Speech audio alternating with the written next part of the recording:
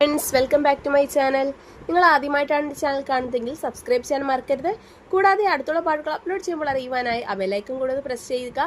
Like ചെയ്യാനും comment ചെയ്യാനും മറക്കരുത്. കലിപ്പൻ്റെ പൂച്ചക്കണ്ണി പെണ്ണ് ഭാഗം 39. രചന ഫൗസിയ നൗഷാദ്. രാത്രിയിൽ എല്ലാവരും ഉറങ്ങിയ ശേഷം കണ്ണൻ തൻ്റെ മുറിയിൽ തനിച്ചിരിക്കുകയായിരുന്നു. പണ്ട് തുമ്പി കൊച്ചുകുട്ടിയായിരുന്നപ്പോൾ അവൾക്ക് വേണ്ടി താൻ വാങ്ങിയ കൊച്ചു പാവകളും പിന്നീട് അവളുടെ പഠനത്തിന് വേണ്ടി താൻ കരുതി വെച്ച പണവും എല്ലാം അവൻ ഒന്നുകൂടി നോക്കി. ഇനി ഇവയുടെ ഒന്നും ആവശ്യമില്ല, അവൻ സ്വയം മന്ത്രിച്ചു. അപ്പോഴാണ് വാതിൽക്കലൊരു നിഴൽ കണ്ടത്. അത് തുമ്പിയായിരുന്നു. കണ്ണേട്ടാ, ഇത് മനുവേട്ടൻ എനിക്ക് തന്ന സാരിയാ. മനുവേട്ടൻ പറഞ്ഞു കല്യാണ ദിവസം ഇതേ ഉടുക്കാവൂ എന്ന്. കണ്ണേട്ടൻ എനിക്ക് വേണ്ടി എടുത്തു തന്ന സാരി അപ്പോൾ ഉടുക്കാൻ പറ്റില്ല. തുമ്പിയുടെ ശബ്ദം ഇടറി. കണ്ണൻ എഴുന്നേറ്റ് വന്ന് അവളുടെ തലയിൽ തലോടി. അതിനെന്താ മോളെ, മനുവിന് ഇഷ്ടമുള്ളതുപോലെ തന്നെ നടക്കട്ടെ. ഈ സാരി നീ എപ്പോഴെങ്കിലും ഉടുത്താൽ മതി. നീ സങ്കടപ്പെടരുത്. നിന്റെ സന്തോഷം കാണാനാണ് ഈ ഏട്ടൻ ഇത്രയും കഷ്ടപ്പെടുന്നത്. കണ്ണേടൻ എത്ര പാവമായി പോയത് കൊണ്ടാണോ അതോ എനിക്ക് വേണ്ടിയാണോ ഇങ്ങനെയൊക്കെ ചെയ്യുന്നത്? അവൾ ചോദിച്ചു. എല്ലാം നിനക്ക് വേണ്ടിയല്ലേ മോളെ. മനു നിന്നെ പൊന്നുപോലെ നോക്കും, എനിക്കത് ഉറപ്പാണ്. ഇനി കുറച്ച് ദിവസങ്ങൾ കൂടിയേ ഉള്ളൂ. നീ സന്തോഷമായിട്ടിരിക്കണം. കണ്ണന്റെ ആ നിർബന്ധം തുമ്പിക്ക് വല്ലാത്തൊരു തിരിച്ചറിവ് നൽകി. കണ്ണേട്ടൻ തന്നെ മനുവിന്റെ കൈകളിൽ ഏൽപ്പിക്കാൻ സ്വയം പാകപ്പെട്ട് കഴിഞ്ഞിരിക്കുന്നു. വിവാഹത്തിന് ഇനി അധികം ദിവസങ്ങളില്ല. വിവാഹപ്പുടവയും വസ്ത്രങ്ങളും എടുക്കാൻ മനുവും തുമ്പിയും അവരുടെ കുടുംബക്കാരും കൂടി ടൗണിലെ വലിയ വസ്ത്രവ്യാപാരശാലയിലേക്ക് പുറപ്പെട്ടു. മനു അവന്റെ അമ്മയും പെങ്ങളും എല്ലാം വലിയ ആവേശത്തിലായിരുന്നു. എന്നാൽ തുമ്പിയുടെ ഉള്ളിൽ വല്ലാത്തൊരു ഭാരം ഉണ്ടായിരുന്നു. വസ്ത്രങ്ങൾ എടുക്കാൻ എല്ലാവരും പോയപ്പോൾ കണ്ണൻ മാത്രം പോയിരുന്നില്ല. വീട്ടിൽ ആരെങ്കിലും വേണ്ടേ? പന്തൽ പണിക്കാരും മറ്റു വരുമ്പോൾ ഞാൻ ഇവിടെ നിന്നോളാം എന്ന് പറഞ്ഞ് കണ്ണൻ ഒഴിഞ്ഞുമാറി. കണ്ണനില്ലാതെ പോകുന്നതിൽ തുമ്പിക്ക് വലിയ സങ്കടം തോന്നിയെങ്കിലും അവൾക്കത് പുറത്തു പറയാൻ കഴിഞ്ഞില്ല. കടയിലെത്തിയപ്പോൾ മനുവിന്റെ താല്പര്യത്തിനായിരുന്നു മുൻഗണന. അവൻ തുമ്പിക്ക് ഓരോ വസ്ത്രങ്ങൾ കാണിച്ചു കൊടുത്തു. തുമ്പി, ഈ കടഞ്ചോപ്പ് സാരി നോക്ക്, ഇത് നിനക്ക് നല്ല ചേർച്ചയായിരിക്കും. നിശ്ചയത്തിന് എടുത്തതിനേക്കാൾ വില കൂടിയതാണിത്, മനു ആവേശത്തോടെ പറഞ്ഞു. തുമ്പി ഓരോ സാരികൾ നോക്കുമ്പോഴും അവളുടെ മനസ്സ് വീട്ടിലെ ആ പഴയ വരാന്തയിലായിരുന്നു. കണ്ണേടൻ അവൾക്കായി പണ്ട് വാങ്ങിത്തന്ന കുഞ്ഞുടുപ്പുകളും കുറച്ചുനാൾ മുമ്പ് നൽകിയ പാദസരവും അവൾ ഓർത്തു. അവിടെ വിലയല്ലായിരുന്നു, മറിച്ച് സ്നേഹമായിരുന്നു നിറഞ്ഞു നിന്നിരുന്നത്. മോളെ, നിനക്ക് ഇഷ്ടപ്പെട്ടോ? നിനക്ക് ഇഷ്ടമുള്ളത് എടുത്തോ കേട്ടോ, കലയമ്മ സ്നേഹത്തോടെ തുമ്പിയുടെ അരികിൽ വന്ന് പറഞ്ഞു. ഇഷ്ടായി അമ്മേ, തുമ്പി പതുക്കെ മറുപടി നൽകി. അവൾക്ക് ഒന്നിനോടൊരു താല്പര്യം തോന്നിയില്ല. കണ്ണനില്ലാതെ അവൾ അവൾക്ക് വേണ്ടി വസ്ത്രം എടുക്കാൻ വന്നിട്ടില്ല. അതാണ് അവളെ ഓരോ നിമിഷവും വിഷമിപ്പിച്ചുകൊണ്ടിരുന്നത്. മനു കൂടെ ഉള്ളപ്പോഴും കണ്ണേടനെ പിരിയുന്നതിൽ തനിക്കിത്ര വിഷമം തോന്നുന്നത് എന്താ അവൾക്ക് മനസ്സിലായില്ല. എല്ലാവർക്കും വേണ്ടുന്ന വസ്ത്രങ്ങൾ എടുത്തു. രാമച്ചനും കിച്ചുവിനും സന്ധിക്കും കലേമ്മയ്ക്കും മനുവിന്റെ വീട്ടുകാർക്കും എല്ലാം. ഒരു കുറവും വരാതിരിക്കാൻ കണ്ണൻ അവൾക്കായി അധ്വാനിച്ചു വെച്ച പണം മുഴുവൻ രാമച്ചനെ ഏൽപ്പിച്ചിരുന്നു. ഷോപ്പിംഗ് കഴിഞ്ഞപ്പോൾ സന്ധ്യയായി. തുമ്പിയും കുടുംബത്തെയും നാട്ടിൽ ഡ്രോപ്പ് ചെയ്ത് മനുവും കുടുംബവും മടങ്ങി. അവളെ കാത്ത് മുൻവശത്ത് കണ്ണൻ ഉണ്ടായിരുന്നു. അവൾ വന്നപാടെ അവനെ ചുറ്റിപ്പിടിച്ച് അവന്റെ നെഞ്ചിൽ മുഖം പൊഴുത്തി. കണ്ണേട്ടാ, എന്താ കണ്ണേട്ടൻ വരാതിരുന്നേ? എനിക്ക് ഒരുപാട് മിസ് ചെയ്തു. കണ്ണനില്ലാതെ ഒരു രസവും ഇല്ലായിരുന്നു, അവൾ ചിണുങ്ങിക്കൊണ്ട് പറഞ്ഞു. കണ്ണന് നോവ് അനുഭവപ്പെട്ടു. ദേ നോക്ക്, ഇവിടെ എന്തൊക്കെ പണികളാ. ഞാനില്ലെങ്കിൽ ഒന്നും നടക്കില്ല. അതുകൊണ്ടല്ലേ നാളെ നമുക്ക് സ്വർണ്ണം എടുക്കാൻ പോവണ്ടേ? അതിന് നമ്മൾ മാത്രമല്ലേ പോണുള്ളൂ. അപ്പൊ ഈ സങ്കടമൊക്കെ മാറിക്കോളും. കണ്ണൻ അവളുടെ മുടിയിൽ തലോടി സ്നേഹത്തോടെ പറഞ്ഞു. അത് കേട്ടപ്പോൾ അവൾക്ക് ആശ്വാസം തോന്നി. അന്ന് രാത്രി എല്ലാവരും കൂടി മുറ്റത്തിരിക്കുകയായിരുന്നു. കണ്ണന്റെ മടിയിൽ തലവെച്ച് കിടക്കുകയാണ് തുമ്പി. അവൻ അവളുടെ മുടിയിൽ സ്നേഹത്തോടെ തലോടുന്നുണ്ട്. മറ്റുള്ളവരും അടുത്തായി തന്നെ ഇരിപ്പുണ്ട്. നമ്മുടെ തുമ്പി പോവാൻ ഇനി ഒരാഴ്ച കൂടിയേ ഉള്ളൂ. എത്ര പെട്ടെന്നാണ് എന്റെ കുട്ടി വളർന്നത്. തുമ്പി മോള് പോയാൽ പിന്നെ ഈ വീട്ടിൽ അനക്കം ഉണ്ടാവില്ല, കലയമ്മ പറഞ്ഞു. കലയമ്മയുടെ വാക്കുകൾ മുറ്റത്തെ ഇരുട്ടിൽ ഒരു നേർത്ത വിങ്ങലായി പടർന്നു. കണ്ണനൊന്നും മിണ്ടിയില്ല. അവന്റെ വിരലുകൾ തുമ്പിയുടെ മുടിയിഴകളിൽ പതുക്കെ ചലിച്ചുകൊണ്ടിരുന്നു. ആ വിരലുകളുടെ സ്പർശനത്തിൽ എന്തോ ഒരു വിറയിലുള്ളതുപോലെ തുമ്പിക്ക് തോന്നി. തുമ്പി കണ്ണന്റെ വയറ്റിൽ മുഖമമർത്തിക്കൊണ്ട് പറഞ്ഞു. അതൊക്കെ പറയുന്നത് പോലെയാണോ മോളെ?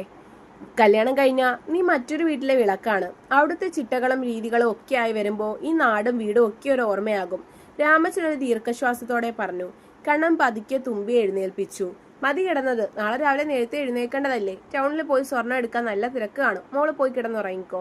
അപ്പോഴേക്കും മുറ്റത്തൊരു നിഴൽ വെട്ടം. എല്ലാവരും ആരാണെന്ന് അതിശയിച്ചു. ആ നിഴൽ ഇരുട്ടിലൂടെ അവരുടെ സമീപം വന്നു. ആളെ വ്യക്തമായി, സനോജ്. ആ സമയം അയാളെ അവിടെ കണ്ട എല്ലാവരും ഞെട്ടിയിരുന്നു. അയാളുടെ മുഖത്ത് വല്ലാത്തൊരു തരം വിഷാദം നിഴലിച്ചു. മോളുടെ വിവാഹമാണല്ലേ? നീ പോലും എന്നോടൊരു വാക്ക് പറഞ്ഞില്ലല്ലോ മോളെ, അയാൾ വേദനയോടെ ചോദിച്ചു. തുമ്പിക്ക് എന്ത് പറയണമെന്നറിയില്ലായിരുന്നു. നിന്റെ മോളുടെ വിവാഹം ഞങ്ങൾ പറഞ്ഞിട്ട് വേണോ സനോജെ നീ അറിയാൻ? അവളെ കാണാൻ വരാനും നിനക്ക് ഞങ്ങളുടെ അനുമതി വേണോ? അതില്ലാതെ തന്നെയല്ലേ ഇത്ര നാളും നീ അവളെ കണ്ടത്? പിന്നെന്താ? രാമച്ചൻ ചോദിച്ചു. സന്ധ്യ അവിടെ തന്നെ എല്ലാം വീക്ഷിച്ചു കൊണ്ടിരുന്നു. എന്നാലും അങ്ങനല്ലല്ലോ, എന്നോടൊരു വാക്ക് പറയാമല്ലോ. ഞാൻ അറിയാൻ അല്പം വൈകി. നിശ്ചയത്തിനുണ്ടാവാൻ പറ്റിയില്ല. പക്ഷേ വിവാഹത്തിന് ഞാൻ എന്തായാലും ഉണ്ടാവും. അച്ഛന്റെ സ്ഥാനം കയ്യേറാനല്ല, എന്റെ മോളുടെ ജീവിതത്തിലെ ധന്യമായ മുഹൂർത്തം കണ്ടിട്ട് ഞാനങ്ങ് പൊക്കോളാം, സനോജ് പറഞ്ഞു. അത് കേട്ട് സന്ധ്യയുടെ മുഖം വിളറി വെളുത്തു. അവർക്ക് അരുതെന്ന് പറയണമെന്നുണ്ട്, പക്ഷെ കഴിയുന്നില്ല. അതൊക്കെ നിന്റെ ഇഷ്ടം, ഇവിടെ ആരും അതിന് തടസ്സമല്ല. പിന്നെ ഇപ്പോ നീ പറഞ്ഞതാ ശരി, അവൾക്ക് അച്ഛന്റെ സ്ഥാനത്ത് നിൽക്കാൻ ഞാനുണ്ട്. ആ കടമകൾ ഞാൻ ചെയ്തോളാം. എന്റെ മോളായിട്ടല്ലേ ഇവള് വളർന്നത്. രാമച്ചന്റെ ആ വാക്കുകൾ സനോജിന്റെ ഹൃദയത്തെ നോവിച്ചെങ്കിലും അയാൾക്ക് തിരികെ പറയാൻ ഒന്നും ഉണ്ടായിരുന്നില്ല. മോളെ കെട്ടാൻ പോകുന്ന ചെറുക്കനെ കുറിച്ച് അന്വേഷിച്ചില്ലേ നീ? ആരാണെന്നറിയണ്ടേ? വേണ്ട, നിങ്ങൾ അവൾക്കായി കണ്ടെത്തിയത് മികച്ചതായിരിക്കുമെന്ന് എനിക്ക് ഉറപ്പുണ്ട്. വിവാഹ ദിവസം കണ്ടോളാം ഞാൻ. തുമ്പിമോളെ, ഇങ്ങ് വന്നേ. അവൾ അച്ഛൻ വിളിച്ചതും അയാളുടെ അടുത്തേക്ക് ചെന്നു. അയാളോടുള്ള അവളുടെ ദേഷ്യമെല്ലാം കോളേജിൽ വെച്ച് തന്നെ മാഞ്ഞു പോയിരുന്നു. അച്ഛന്റെ ഒരു സമ്മാനമായി കൂട്ടിയാൽ മതി. ഇത് നിനക്കുള്ളതാ. നിന്റെ അമ്മയുടെ പഴയ കുറച്ച് ആഭരണങ്ങൾ ഞാനെടുത്ത് വിറ്റിരുന്നു. അതിന് പകരമായി അതിനേക്കാൾ ഇരട്ടിയുണ്ടത്. ഇതെന്റെ മോക്ക് വിവാഹത്തിന് വേണ്ടി വരും. അവൾ ആ കവർ വാങ്ങാതെ മടിയോടെ രാമച്ചനെയും കണ്ണനെയും മാറി മാറി നോക്കി. അവർ ഒന്നും പറയാതെ ഇരിക്കുന്നത് കൊണ്ട് എന്ത് വേണമെന്ന് അവൾക്ക് അറിയില്ലായിരുന്നു. അച്ഛാ, എനിക്ക് വേണ്ടത്, എനിക്കുള്ളതെല്ലാം രാമച്ചൻ വാങ്ങി തന്നിട്ടുണ്ട്. അങ്ങനെ പറയല്ലേ. അച്ഛന്റെ ഒരു സന്തോഷത്തിന് അയാളുടെ ശബ്ദം ഇടറി. അവൾ അത് വിറയ്ക്കുന്ന കൈകളോടെ വാങ്ങി. അച്ഛൻ വരട്ടെ, വിവാഹത്തിന് കാണാം. അവളുടെ തലയിൽ സ്നേഹത്തോടെ തലോടി അയാൾ തിരികെ നടന്നു. സനോജ് പടിയിറങ്ങി ഇരുട്ടിലേക്ക് മറയുന്നത് വരെ എല്ലാവരും നിശബ്ദരായി നോക്കി നിന്നു. മുറ്റത്ത് വല്ലാത്തൊരു ഭാരമുള്ള മൗനം പടർന്നു. തുമ്പിയുടെ കയ്യിലെ ആ കവർ ഒരു കനൽ പോലെ അവൾക്ക് അനുഭവപ്പെട്ടു. അവൾ പതുക്കെ കണ്ണന്റെ അടുത്തേക്ക് നീങ്ങിയിരുന്നു. കണ്ണനൊന്നും മിണ്ടിയില്ല.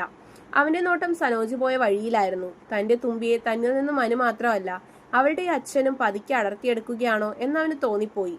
മോളെ, ആ കവർ അകത്ത് കൊണ്ടുപോയി വെക്ക്. സനോജ് തന്നതല്ലേ, അതവന്റെ മനസ്സിലെ സങ്കടം കൊണ്ടാവാം. നീ അത് നിരസിക്കണ്ട, രാമച്ചൻ പതുക്കെ പറഞ്ഞു. സന്ധ്യയുടെ കണ്ണുകൾ സനോജ് പോയ വഴിയെ തന്നെയായിരുന്നു. വർഷങ്ങൾക്ക് ശേഷം അയാൾ അരികിൽ വന്നിട്ടും അച്ഛൻ എന്ന നിലയിൽ അയാൾ തുമ്പിയോട് കാണിച്ച സ്നേഹത്തിന് മുന്നിൽ സന്ധ്യയ്ക്കൊന്നും പറയാൻ തോന്നിയില്ല.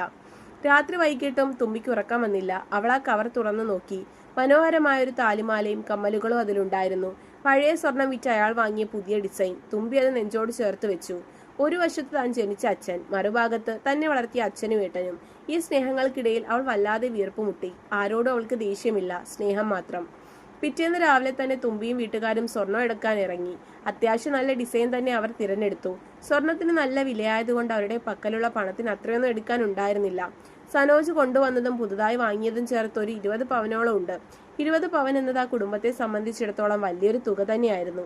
അങ്ങനെ വിവാഹ പർച്ചേസ് എല്ലാം ഒരുവിധം പൂർത്തിയായി. വിവാഹത്തിന് ദിവസം അടുത്തു. വിവാഹത്തിന് ഒരാഴ്ച ബാക്കി നിൽക്കെ അമ്മുവും അപ്പവും മടങ്ങിയെത്തി. അവരുടെ വരവ് തുമ്പിക്ക് വല്ലാത്ത സന്തോഷം നൽകി. ഇനി ഞങ്ങൾ നിന്റെയും മനുവേട്ടന്റെ വിവാഹം കഴിയിട്ടേ പോകുന്നുള്ളൂ, നമുക്ക് ആഘോഷിക്കണം, അപ്പു ആവേശത്തോടെ പറഞ്ഞു. അല്ല, നിനക്കെന്താ തുമ്പി ഒരു ആവേശക്കുറവ്? സന്തോഷം തോന്നുന്നില്ലേ? അമ്മു ചോദിച്ചു. എനിക്ക് സന്തോഷമുണ്ട്, പക്ഷേ ഈ വീട് വിട്ടു പോകുന്നത് ഓർക്കുമ്പോൾ വല്ലാത്ത സങ്കടം. അവളുടെ ശബ്ദം ഇടറി. അതിനെന്താ, ഒരു കൊട്ടാരം പോലത്തെ വീട്ടിലേക്കല്ലേ നീ പോകുന്നേ, അവിടെ നിനക്കൊരു കുറവുണ്ടാവില്ല, അപ്പു പറഞ്ഞു. സ്വർണം കൊണ്ട് തീർത്ത കൊട്ടാരം ആണെങ്കിലും ഓലമേന വീടാണെങ്കിലും സന്തോഷവും സമാധാനവും ഉണ്ടെങ്കിലേ നമുക്ക് ജീവിക്കാൻ തോന്നൂ. തുമ്പി പറഞ്ഞത് ശരിയാണെന്ന് അവർക്കും തോന്നി. അവർ പിന്നൊന്നും പറഞ്ഞില്ല. കണ്ണന്റെ കാര്യം മനഃപൂർവ്വം അവർ അവളിൽ നിന്ന് മറച്ചു. അവളുടെ ജീവിതത്തിലെ ഏറ്റവും മനോഹരമായ നിമിഷം അവരായി ഇല്ലാതാക്കാൻ അവർ ഇഷ്ടപ്പെട്ടില്ല. കണ്ണനും തുമ്പി പോകുന്നതിൽ നല്ല വിഷമമുണ്ടെന്ന് അവർ ഊഹിച്ചു. വിവാഹത്തിന് ഇനി 3 ദിവസങ്ങൾ കൂടി മാത്രം. വീട് പതുക്കെ ആഘോഷങ്ങളുടെ തിരക്കിലേക്ക് നീങ്ങി. മുറ്റത്ത് വലിയ പന്തൽ ഉയർന്നു. തെങ്ങിൻ പൂക്കുലകളും കുരുത്തോലകളും കൊണ്ട് പന്തൽ അലങ്കരിക്കാൻ നാട്ടുകാരും കൂട്ടുകാരും ഓടി നടക്കുന്നു. കണ്ണനാണ് എല്ലാത്തിനും മുന്നിൽ നിൽക്കുന്നത്. ഉറക്കമില്ലാത്ത രാത്രികൾ കണ്ണന്റെ കണ്ണിനു ചുറ്റും കറുത്ത പാടുകൾ വീഴ്ത്തിയിട്ടുണ്ടെങ്കിലും ആ മുഖത്തെ ചിരിയവൻ ആർക്കും വേണ്ടി മായ്ച്ചു കളഞ്ഞില്ല. സന്ധ്യയുടെ ഉള്ളിൽ എരിയുന്ന കനൽ ആരും അറിഞ്ഞില്ല. കല്യാണ തലേന്ന് വീട്ടുകാരെത്തി തുടങ്ങി. അടുക്കളയിൽ വലിയ ചെമ്പുകളിൽ സദ്യയുടെ ഒരുക്കങ്ങൾ തുടങ്ങി. തുമ്പിയെ പെണ്ണു കാണാൻ വന്നവരെയും കുടുംബക്കാരെയും കൊണ്ട് വീട് നിറഞ്ഞു. മഞ്ഞളും മൈലാഞ്ചി അണിയാൻ തുമ്പി അവളുടെ കൂട്ടുകാർ വിളിച്ചുകൊണ്ടുപോയി. കണ്ണേടൻ എവിടെ?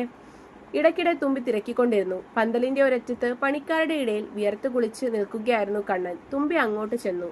തുടരും. കഥ ഇഷ്ടമായെങ്കിൽ ലൈക്ക് ചെയ്യാനും കമന്റ് ചെയ്യാനും മറക്കരുത്. നന്ദി.